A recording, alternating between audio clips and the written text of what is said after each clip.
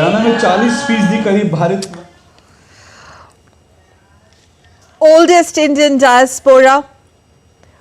Guyana has one of the oldest Indian diaspora who migrated more than 185 years ago, and I think those visuals were very intense, where you had those disciples or perhaps the students of the Arya Samaj monument at the Mahatma Gandhi Memorial chanting mantras in Sanskrit. Sakal, why don't we just go to Dr. Kashyap to speak over those visuals once again. Dr. Kashyap, if you are with us, what we saw just now is a good example of what is called a living bridge.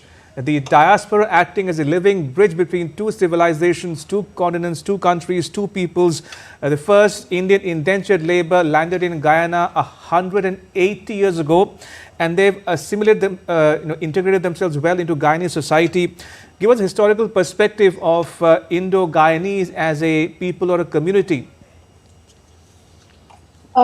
Interestingly, when they went as Girmitias, the first ship which took them to Guyana was full of apprehensions about what it would be like, and these Jahaji Bhais, the brethren that they built during this transport, and carrying little memoirs from their stay in India, like small seedlings, and this was called the Jahaji bundle.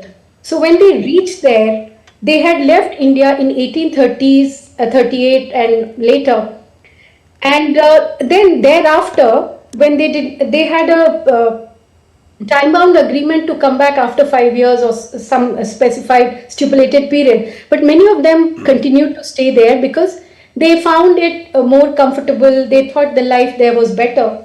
And when they started staying there, it wasn't a very easy journey for them. They were indentured laborers.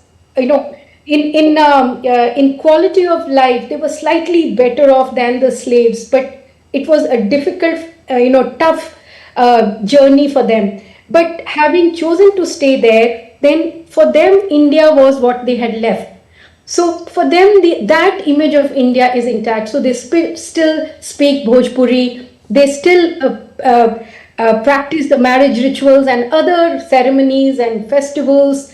The chutney music that you were talking at the opening. So that's a very interesting kind of music. They still have these dhols and bhajan and kirtans which go on. So very, very interestingly, then because of this, the cultural connect, the huge presence of Indian diaspora, they have become natural ally.